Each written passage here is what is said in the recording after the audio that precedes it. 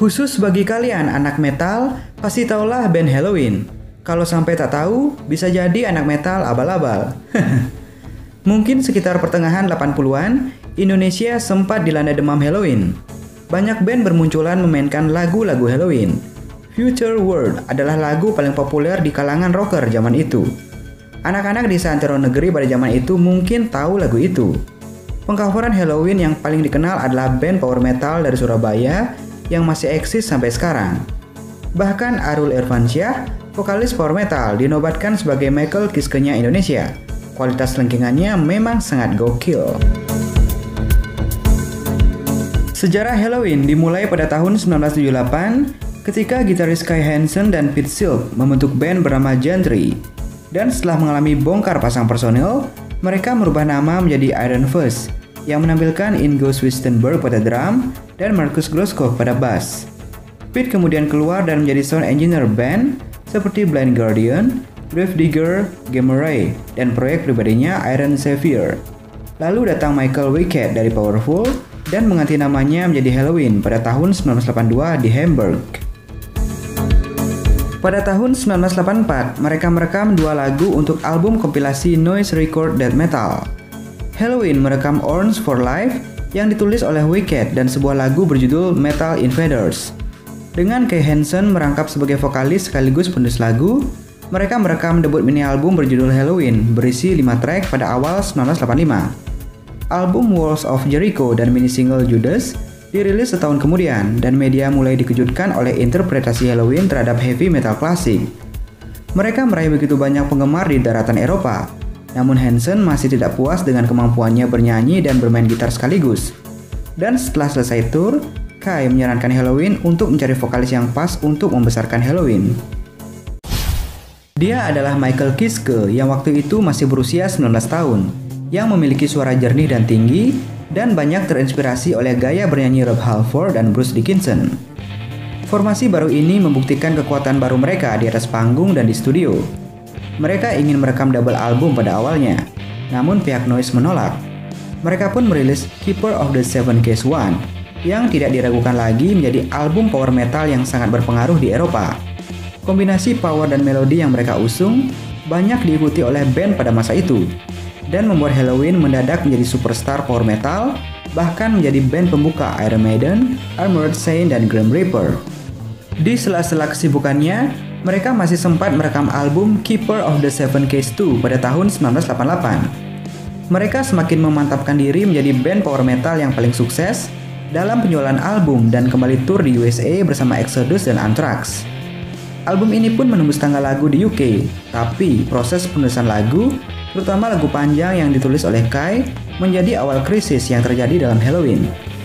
Secara mengejutkan, pada Desember tahun 1988, Kai menyatakan mundur dari band yang telah membesarkannya, dan menyatakan bahwa Helloween sudah terlalu besar baginya sehingga sulit untuk dikontrol. Kai selanjutnya membentuk band sendiri dengan nama Gamma Ray. Para anggota Helloween tidak menjadi mundur, mereka menarik mantan personil Rampage, Roland Grapow, menggantikan posisi Kai. Rentang tahun 1990 sampai 1993, Helloween memutuskan kontrak dengan Noise dan bergabung dengan EMI.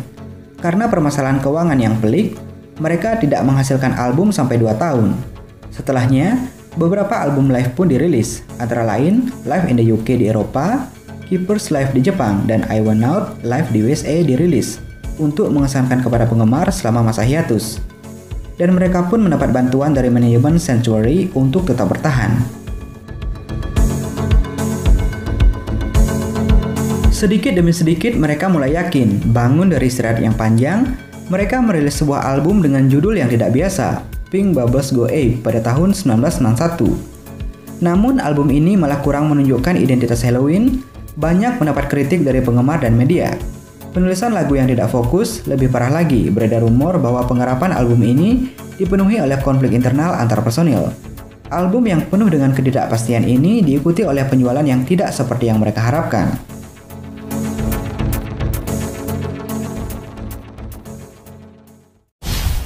Pada tahun 1993, mereka merilis album yang lebih buruk, Chameleon, dan memperburuk rumor bahwa ketegangan antar personil mulai memuncak. Hal ini mulai terlihat pada periode tersebut. Ingo mengalami stres, memakai obat-obatan, dan minuman keras, serta didiagnosa mengidap penyakit schizophrenia. Ingo pun digantikan oleh Richie Abdel Nabi selama tur. Ingo mengidap schizophrenia sejak lahir. Hal ini baru diketahui pada saat dia sedang menjalani rehabilitasi obat-obatan seperti kokain, doping, dan alkohol yang sangat berakibat buruk terhadap fungsi otak dan mengakibatkan kesulitan dalam bicara.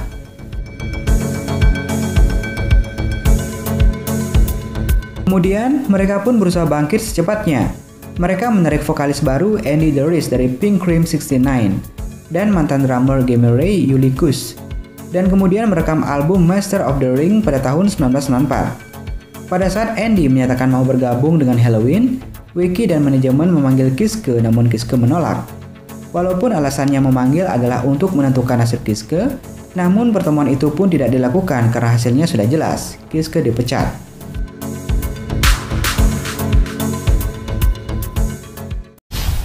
Setelahnya, mereka merekam album The Time of the Oath pada tahun 1996. Dan secara mengejutkan, album ini menjadi album terbaik mereka sejak masa-masa kejayaan album Keeper. Album ini didedikasikan kepada Ingo. Mereka pun merilis album Live High Life pada tahun 1996 dan menandakan bahwa Helloween telah kembali ke arena power metal internasional dengan meraih kesuksesannya kembali di Eropa dan Jepang. Di tahun yang sama, Kiske pun merilis album solonya Instant Clarity.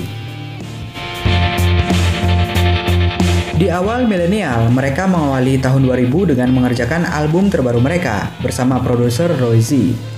Berlatar belakang nu metal, pihak manajemen menginginkan Helloween merekam sisi gelap dari musik metal mereka. Dan hasilnya adalah album The Dark Ride yang dirilis pada 30 Oktober tahun 2000. Wiki kurang suka terhadap arah musik yang diambil. Produser sepertinya sangat menginginkan Helloween dengan style baru yang lebih nu metal, dan Roland pun bisa mengikutinya. Karena Roland sangat menyukai digital production, begitu pula dengan Yuli. Tapi tidak dengan Wiki yang tidak dilibatkan dalam penggarapan album ini. Wiki tidak menginginkan album ini sebagai album Helloween. Perbedaan arah bermusik dan pemilihan track yang dilakukan oleh manajemen ini kemudian menimbulkan ketegangan dalam band dan disusul dengan dipecatnya Roland dan Yuli. Wiki ingin mengembalikan Helloween ke jalurnya dengan line up yang baru. Selama proses tersebut, Helloween menarik gitaris Sasha Gerstner dari Freedom Call yang baru berusia 25 tahun. Seorang pemain gitar yang mempunyai banyak kesamaan dengan Wiki, tahu bermain gitar dengan semestinya. Dia juga membantu Marcus dalam pengerjaan lagu Liar. Ia menulis 3 lagu untuk album Rabbit Don't Come Easy yang diproduseri Charlie Beaufrin, dirilis pada bulan Mei tahun 2003.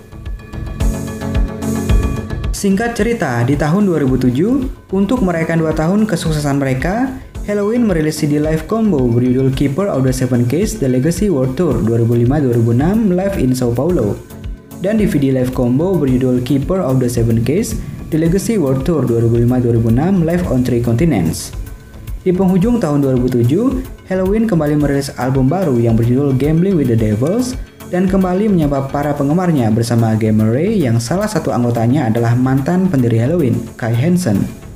Dan bahkan akhirnya tepat di hari Jumat tanggal 22 Februari tahun 2008, Helloween pun manggung di Jakarta, Indonesia yang bertempat di Tenis Outdoor Senayan.